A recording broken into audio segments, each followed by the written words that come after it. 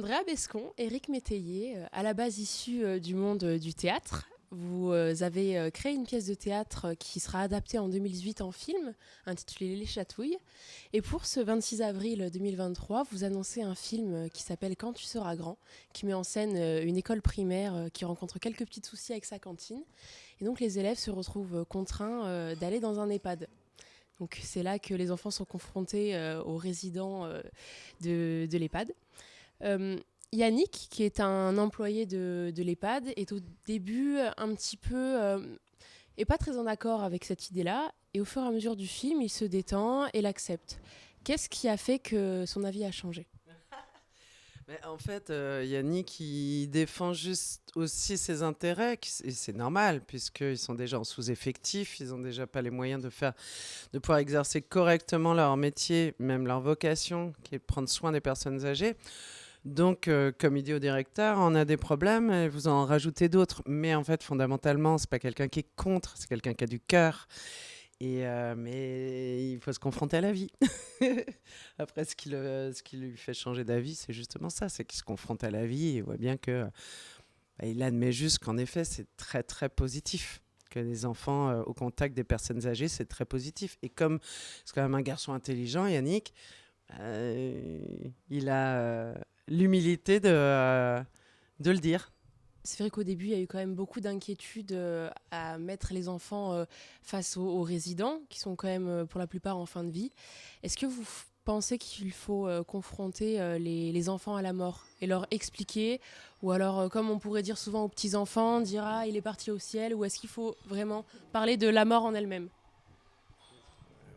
Ce qu'on pense, c'est que il y a une façon de parler, mais en même temps, il n'y a rien à cacher. Comme on en parlait tout à l'heure, mais c'est vrai que c'est nos propres angoisses qui sont des angoisses d'adultes. Et qu'un enfant va le recevoir à sa façon à lui, il a son propre langage. Donc il faut ne pas cacher les choses, ne pas les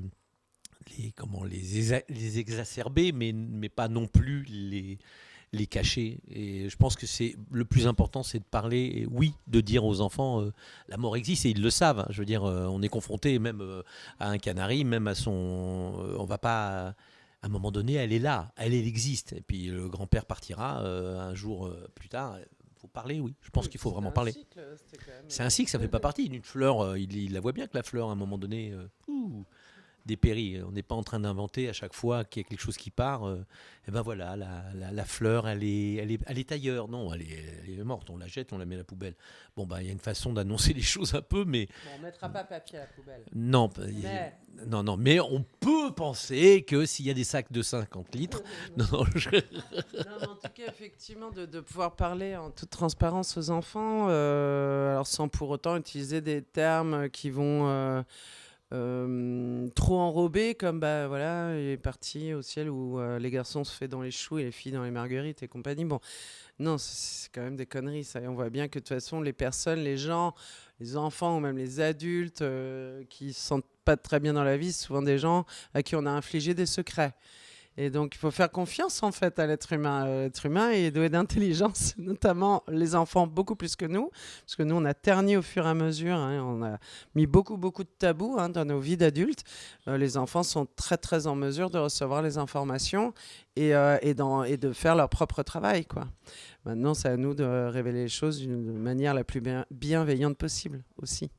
Il y a un élève que je trouve assez marquant, qui est Brieux, qui au début a beaucoup de mal à se faire à cette situation et à s'intégrer entre guillemets avec les résidents de l'EHPAD.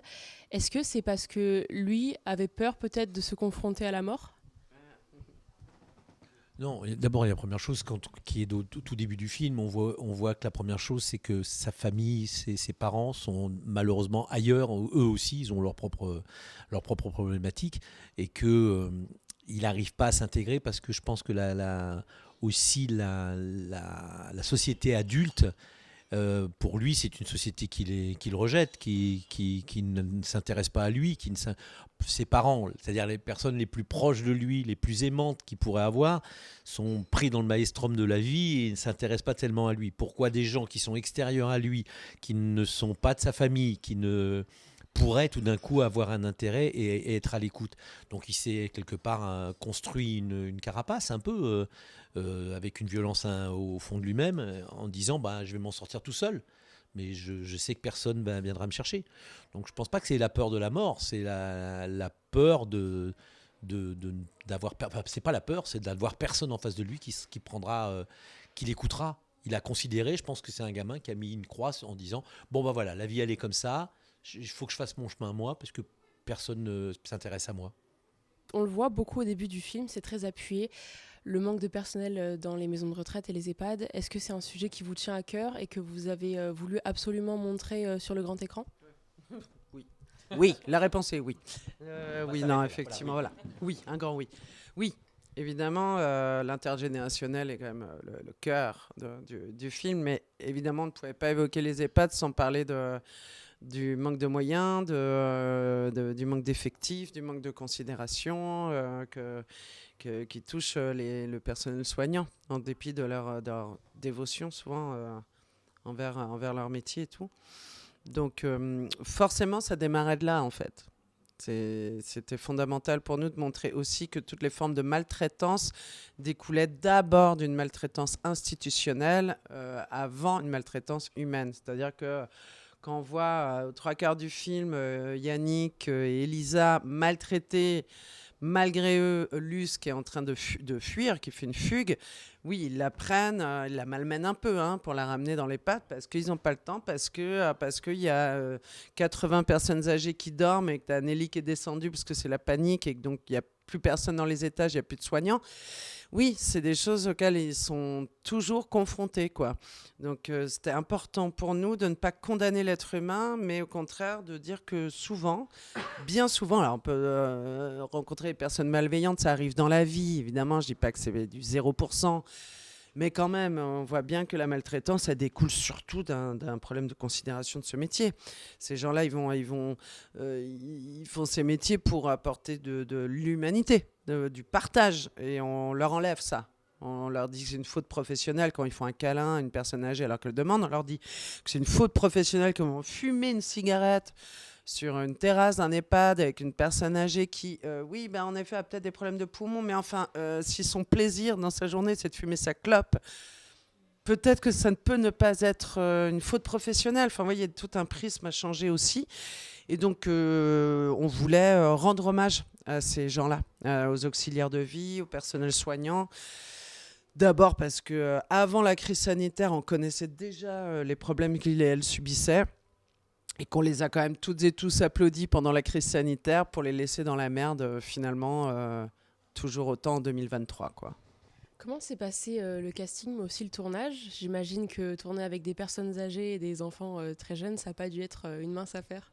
Ouais, c'était sport. Bon, on avait déjà tourné Les Chatouilles avec des enfants, donc on connaissait un peu les enfants et on s'était dit avec Andrea, surtout, alors un truc très important, on ne fera pas un film plus jamais avec un film avec des enfants et des voitures parce que ça nous paraissait compliqué, donc on a un peu compliqué le truc, on a fait des enfants, des voitures et des anciens.